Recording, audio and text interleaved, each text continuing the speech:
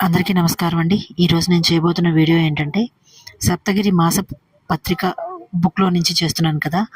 విష్ణువు యొక్క అవతారాల విశిష్టత గురించి చేస్తున్నాను కదండీ! నిన్న మత్స్యావతారం అయిపోయింది. ఈరోజు కూర్మావతారం గురించి చేయబోతున్నాను. అదేంటంటే గనక ఆహ్, పూర్వం రోజుల్లో ఆహ్,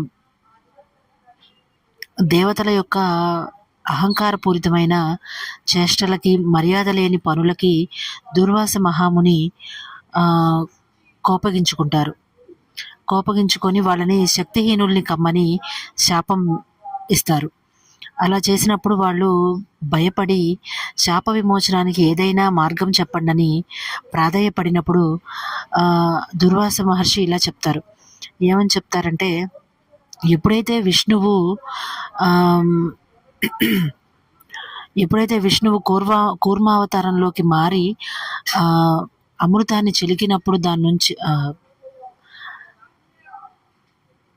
పాలకడలిని చిలికినప్పుడు అమృతం వస్తుందో, ఆ అమృతాన్ని సేవించినప్పుడే మీరు శక్తివంతులవుతారని ఆయన చెప్పినప్పుడు దానిని శాప విమోచనంగా భావించి వాళ్ళు విష్ణువుని వేడుకుంటారు.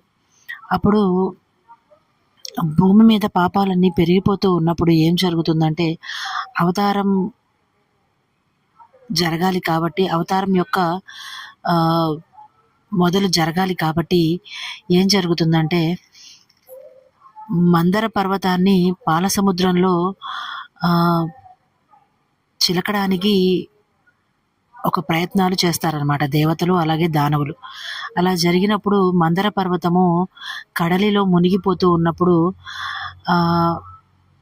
ఏం జరుగుతుందంటే, వాసుకి ఒక తాడులాగా, అలాగే మందర పర్వతము ఒక కవ్వంలాగా మారి చిలుకుతూ ఉంటారు. కానీ మందర పర్వతం బరువైన కారణంగా